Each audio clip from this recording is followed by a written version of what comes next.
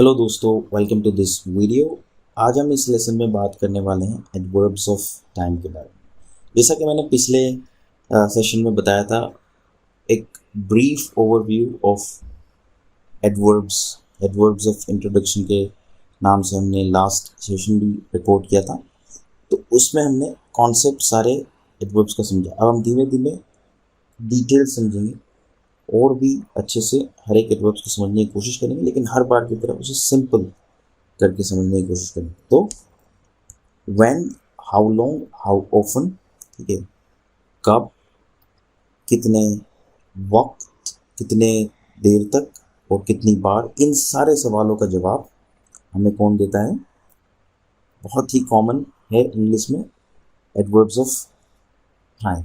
ठीक है, तो ये है एडवर्ब्स ऑफ टाइम। अब शुरू करते हैं हम व्हेन से, जो हमें बताता है कब किसी चीज़, कब कौन सी चीज़ हुई। ठीक है, when she eight ice cream yesterday. ठीक है, the adverb in this sentence जो है, अगर आपने नोटिस किया हो तो यस्टरडे ऑफ कोर्स, ठीक है ना, वो एडवर्ब ऑफ टाइम है जो हमें बताता है कि आइसक्रीम कब खाई, तो कल, yesterday. I see you now, I see you now, अगर आपको इसमें एडवर्ब नज़र आ रहा हो तो वो है नाउ। ठीक है, मैंने आपको कब देखा, अब। I tell him daily, I tell him daily, तो इसमें भी एडवर्ब है daily.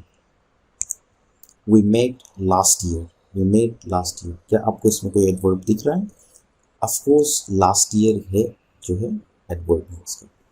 Again notion of time क्या था इसमें, कब हम मिले, तो लास्ट ईयर। और finally he will call you later, he will call you later, adverb इसमें होगा लेटर।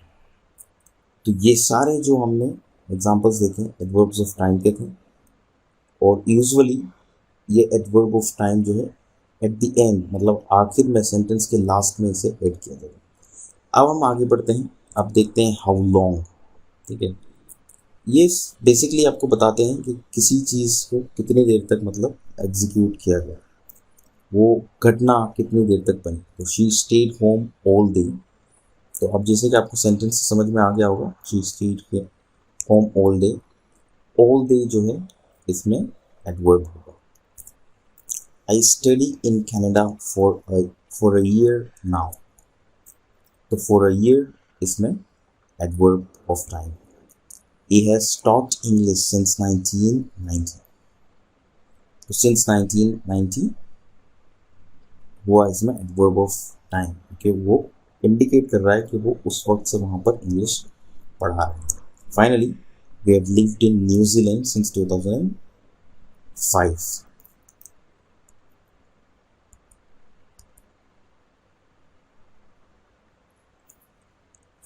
तो इसमें एडवर्ब ऑफ टाइम है सिंस 2005।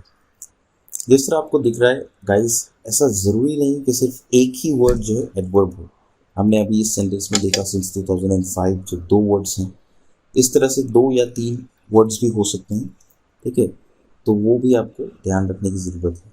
अब हम देखेंगे हाउ ऑफन, कितनी बार, जो हमें बताता है express frequency of an action. और यूजुअली ये जो एडवर्ब होते हैं मेन वर्ब के पहले रखे जाते हैं। मैं आपको उसमें भी एक्सप्लेन करता हूँ। जैसे कि ये एक sentence example, you must always study. ठीक है, अब इसमें है ऑक्सिलरी वर्ब जो मस्ट है, एडवर्ब जो है ऑलवेज है, मेन वर्ब जो है स्टडी। तो अब ये क्या होता है, हाउ ऑफन वाले जब एडवर्ब यूज़ करते हैं तो यूजुअली इन्हें क्या किया जाता है, मेन वर्ब से पहले प्लेस किया जाता है। तो ये मेन वर्ब है, इससे पहले इसे प्लेस किया गया, but after the auxiliary verb के बाद, यानी कि बीच में से प्लेस किया जाता है। ठीक है, और आपकी समझ के लिए सारे ऑक्सिलरी वर्ब्स आपकी स्क्रीन पर दिख रहे हैं, बी, मे, हैव और मस्ट। इसमें कुछ एक्सेप्शन है। अगर मेन वर्ब जो है एम इज आर है, if the main verb is be, जैसे कि एम इज आर है, तो क्या होगा, इस केस में एडवर्ब जाएगा मेन वर्ब के बाद में, जैसे आई एम नेवर सिक। समझ में आई आप लोग? तो अब यहाँ पे हमने एडवर्ब को पीछे कर दिया क्योंकि ये verb to be am is are इसमें है, इस वजह से हमने इसको एडवर्ब को पीछे लिया है। अब हम कुछ एग्जांपल्स देखेंगे इसे बेहतर समझने के लिए। आई ऑफन ईट पिज्जा, ठीक है, आपको ऑर्डर करेक्ट दिख रहा है, auxiliary verb, adverb, main verb, ठीक है। Then I often eat pizza, adverb, main verb, correct. He has never drunk cola, he has never drunk cola, auxiliary verb, adverb, main verb। I hope आपको समझ में आ रहा है। You must always brush your teeth, you must always brush your teeth, auxiliary verb, adverb or main verb। I'm seldom late, I'm seldom late, again main verb, adverb, इस तरह से। And finally he rarely lies, तो ये जो verb lies है adverb के पहले जाएगा, जिस तरह से आप देख रहे हैं, मेन वर्ब और एडवर्ब इस तरह से पोजीशन, ठीक है। अब हम देखेंगे एडवर्ब ऑफ फ्रीक्वेंसी।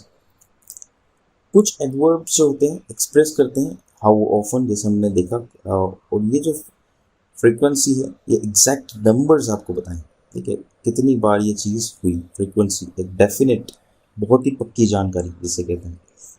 तो अब हम कुछ एग्जांपल्स देखते हैं। I visit my dentist yearly, अब इसमें जो ईयरली वर्ड है ये बता रहा है साफ तौर पे वंस अ ईयर, 2 बार नहीं, 3 बार नहीं, सिर्फ 1 बार साल मैं डेंटिस्ट से मिलता हूँ, ठीक है।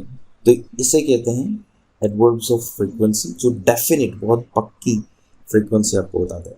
एक और एग्जांपल है, he goes to the gym once a week, आपको दिख रहा है once a week, again clear example है। I work 5 days a week, इसमें 5 days a week adverbs of frequency है। I saw the movie 5 times, 5 times यहाँ पर जो है एडवर्ब्स ऑफ फ्रीक्वेंसी है। अब इसके यूजेस का ऑर्डर समझिए। अगर आपको जो है एक से ज़्यादा एडवर्ब किसी सेंटेंस में यूज़ करना है तो आपको बहुत ज़रूरी है कि उसे करेक्ट ऑर्डर में रखा जाए। इतना भी डिफिकल्ट नहीं है, बहुत प्रैक्टिकल है उसे समझना। फर्स्ट है हाउ लॉन्ग, ठीक है। सेकेंड है हाउ ऑफन, कितनी बार। व्हेन, कहाँ, कब। तो ये है 3 ऑर्डर्स इसके, इसे आपको ध्यान में रखना है। अब हम इसकी कुछ एग्जांपल्स देखेंगे। He taught at the school for 10 days every month last year, ठीक है। अब आपको जैसे दिख रहा है, फर्स्ट हमें बताया गया हाउ लॉन्ग, तो फॉर 10 days, फिर हमें बताया गया हाउ ऑफन, एवरी मंथ, मतलब कितनी बार, तो एवरी मंथ। एंड फाइनली हमको बताया गया कब, कब से, तो एग्जैक्टली 10 साल, लास्ट 10 years। काफ़ी अच्छा सेंटेंस है जो अलग अलग एडवर्ब्स के साथ बनाया गया है। अब हम कुछ प्रैक्टिस करेंगे। मेरे पास 4 एग्जांपल्स हैं, आपको स्पोर्ट करना है एडवर्ब्स ऑफ टाइम, सिंपल होना चाहिए। He has been to Canada 3 times, he has been to Canada 3 times। क्या आप इसमें एडवर्ब को सपोर्ट कर पा रहे हैं? ऑफ कोर्स, एडवर्ब जो है एक फ्रीक्वेंसी, एडवर्ब वो फ्रीक्वेंसी इसमें यूज़ किया गया 3 times। हाउ ऑफन, 3 times, ठीक है। सेकेंड एग्जाम्पल है, generally I don't like to eat spicy food, generally I don't like to I don't like to eat spicy food.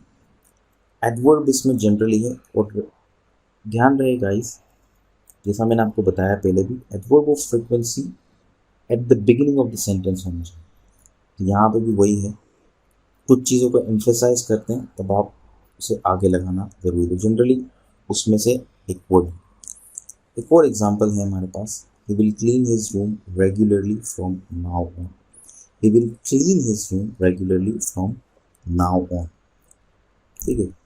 तो इसमें हमें दिख रहा है regularly from now on is adverb of time है, जो हमें बताता है रेगुलर फ्रॉम नाउ ऑन वो इस रूम को क्लीन करने वाला। And finally, I have been going to church for 4 days every month since 1996। 3 adverbs हैं गाइस। हाउ लॉन्ग, तो 4 दिन, हाउ ऑफन, एवरी मंथ, ठीक है, और हाउ ऑफन के बाद व्हेन, तो सिंस 1996। तो गाइस, अब आपको एडवर्ब्स ऑफ टाइम के बारे में काफ़ी कुछ समझ में आ गया होगा। आपको याद ये रखना है कि ये बहुत ही कॉमन है इंग्लिश में, और बहुत इम्पोर्टेंट भी है, तो इसके बारे में सीखना ज़रूरी है। आपको थोड़ी बहुत प्रैक्टिस करनी है और आपको बहुत ही आसानी से ये आ जाने वाला है। तो इस लेक्चर में सिर्फ इतना ही।